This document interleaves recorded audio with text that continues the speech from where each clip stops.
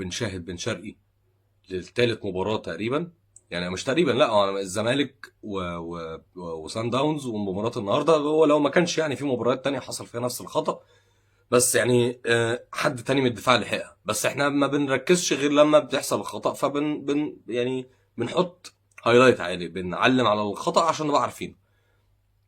تاني بن شرقي برضه بيترقص، اللعيب بيعدي منه، بن شرقي خلاص بينسى الكورة تماما، وبيفضل واقف بيتفرج عليها، الكورة بتتعرض برضه تاني المهاجم بيخطفها من خلف المدافع، ودي تقريبا يعني طبق الأصل، بفرق يعني مكان التعريض وكده، بس يعني طبق الأصل من جول ماتش الزمالك. فنفس الأخطاء بتحصل، ما نقدرش نلوم عماد النحاس، كابتن عماد النحاس المحترم جاي في وقت صعب، استلم السكواد في وقت صعب.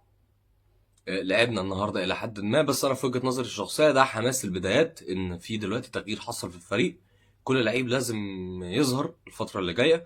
حتى للمدير الفني اللي جاي، لان اكيد المدير الفني اللي جاي هيشوف اخر ماتشات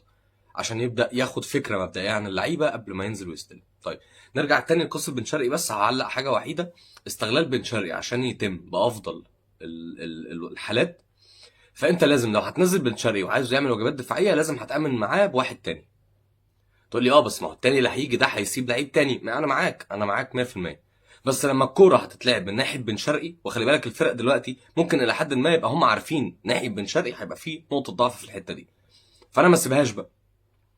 انا بن شرقي لو هيقف مان تو مان على لعيب، لازم يبقى في واحد تاني على طول رايح مغطي على بن شرقي، بحيث ان لو بن شرقي ساب اللعيب ده ومشي، انا يبقى عندي لسه فرصه ان انا واحد يلحقه، واحد يلحق اللي حصل. تقول لي يعني هي دي طريقه لعب؟ لا انا ما بقولكش ان ده يفضل على طول، لحد بقى ما تظبط الدنيا،